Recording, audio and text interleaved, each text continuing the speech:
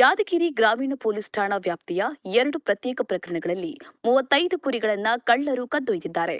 ತಾಲೂಕಿನ ಬಂದಳ್ಳಿ ಗ್ರಾಮದ ಸಿದ್ದಪ್ಪ ಮಾಳಪ್ಪ ಅವರಿಗೆ ಸೇರಿದ 25 ಕುರಿ ಹಾಗೂ ಈಶಪ್ಪ ಗುಂಜಲಪ್ಪ ಅವರಿಗೆ ಸೇರಿದ 10 ಕುರಿಗಳು ಕಳುವಾಗಿದೆ. ರಾತ್ರಿ ವೇಳೆ ಮಾಳಪ್ಪ ಅವರ ಶೆಡ್ಗೆ ನುಗ್ಗಿದ ಕಳ್ಳರು 2.5 ಲಕ್ಷ ಮೌಲ್ಯದ 25 ಕುರಿಗಳನ್ನು ಕದ್ದೊಯ್ದಿದ್ದಾರೆ. ಇದೇ ಮಾದರಿಯಲ್ಲಿ ಈಶಪ್ಪ ಅವರಿಗೆ ಸೇರಿದ 1,20,000 ರೂಪಾಯಿ ಮೌಲ್ಯದ ಕುರಿಗಳನ್ನು ಕಳವು ಮಾಡಲಾಗಿದೆ ಎಂದು ಪೊಲೀಸರು ತಿಳಿಸಿದ್ದಾರೆ. ಜಿಲ್ಲೆಯಲ್ಲಿ ಕುರಿಗಳ ಕಳವು ಹೆಚ್ಚಾಗುತ್ತಿದ್ದು, ಇದರಿಂದ ಕುರಿಗಾಹಿಗಳು ಆತಂಕಕ್ಕೆ ಒಳಗಾಗಿದ್ದಾರೆ.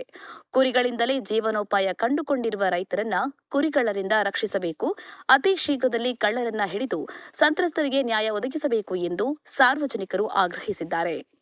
ಮಲ್ಲಿಕಾರ್ಜುನ ಛಲವಾದಿ, ರಾಜನಕೋಳೂರು, ಹುಣಸಗಿ.